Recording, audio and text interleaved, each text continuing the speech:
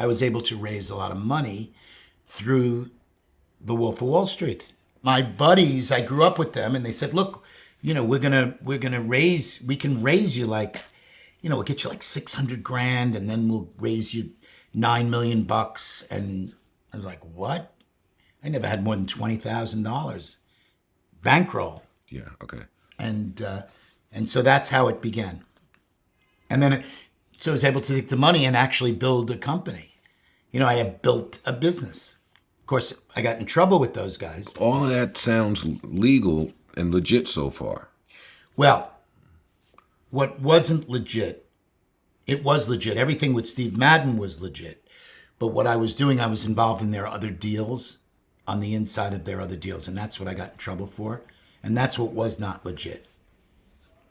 I read up on this and was still confused. So basically, they would take companies public, and what they did was they had like what they call parkings.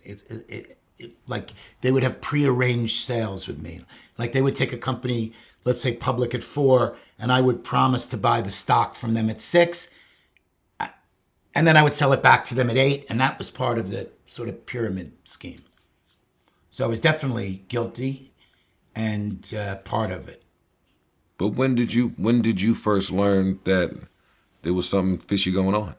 While I was at first I thought, it's kind of a gray area. Because you go public in 93. Well, they were underwritten by a company called Bear Stearns, which was a big, so I thought, it's okay. I'm not doing anything wrong. And then as it went along, I kind of knew we were kind of cutting corners. And, what year is this? Sort of like 95. I sort of knew. Because when I read you start in 91 and go public, I start in 93, I went public, and go public in 93. Yeah, it was good. That jumps off the page to me. That's phenomenal. Yeah, and that was legitimate. We actually, everything we did in the company was, legit. It was the other deals that I was a part of. So all right, well, I was the one that broke the law. Then let's go to 93. Yeah. Before we get to breaking any laws. Sure. You go public. What does that feel like? I always liked it. A lot of people didn't like it. I always thought it was access to lots of money. So I was very excited about it. Lots of money. It was never, I never really had to worry about, I had to run a good business, but I never really had to worry about like buying shoes. I always had money, And what is your public is a wonderful way. Selling equity in your business is a wonderful way to raise money, as opposed to debt. And what is your name recognition at this point in 93? I don't think anybody really knew me, outside of my high school. No, nobody really knew me. I didn't become I started to get famous sort of like in 96, 97. We started to really, all of a sudden, there was like a certain kind of shoes that no one else made, and I was sort of known for it. So you suspected fishiness before you're even famous? Oh, yes. Fishy before famous. Yes. Can you tell me some of the signs? Well, it was just too good to be true, When something's too good to be true and, it was too easy, the money and all this money going back and forth. I knew that there would be a day of reckoning. I actually did. And there was. And the interesting thing is we built a great business, and it was this thing that I knew that one day I would get a knock on my door. I did, and the business keeps getting bigger and bigger, and I'm people are celebrating me in New York, and I know that one day I'm going to get that knock. I know it's coming. Nobody knows about it, but I know about it because those guys are going to get caught. So it's kind of like, the movie Les Miserables, sort of very similar, sort of story with, he was this, the mayor of this great town in France. But, when he was younger, he robbed a church. He knocked a priest out and stole the fucking candles and sold them. That's the story of Les Miserables.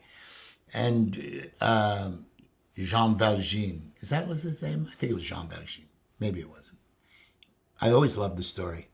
And then, he gets to be this like respected father, the mayor. He's like this great man helping people. But this detective is on his ass, and won't let go. And finally, he gets the knock on his door. We're going to take you in for that when you knocked a priest out, 30 years ago. So it's sort of that kind of thing.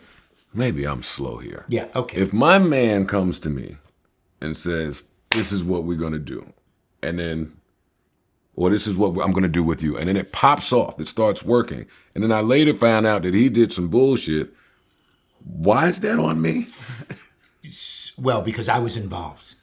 I was involved with them. It's so funny. We talked about Irv. Irv had a similar thing. I was in the building for that. I was in the Def Jam building Yeah. when the feds came. Yeah, the feds came. So me and Irv bonded over that because he actually fought the feds. So he was, you probably know. I mean, his childhood friend was the Supreme. The Preem. Supreme team. He's making a movie about him, actually. Yeah. And, he was involved in all sorts of stuff. And they tried to say that Preem funded Irv's, Yes. more or less. His music operation. Yes. And he was cleaning and laundering money through That's the right. business. But But that's what I'm saying. Irv went to court and said, but not true. Yeah, but Irv was innocent and I wasn't. Got it. I was involved with these guys and I did take their money. It was different. Irv was innocent. And so I had to pay for that. And the knock came on the door at the end of the decade. 99. Yeah, 2000 actually, but we knew it was coming by 99. And then one day, that was it. Boom. And then I went off to prison. So you knew it was coming at this point. It was no longer paranoia. It was no longer, hey, this is just too good to be true. Yeah. The day is going to come to an end. Yeah. At this point, there's signs that any day now. Yes. But in the meantime, I'm still making, throughout the 90s, I'm making great shoes and Stores opening. stores, and it was great. All the while, this thing is going on,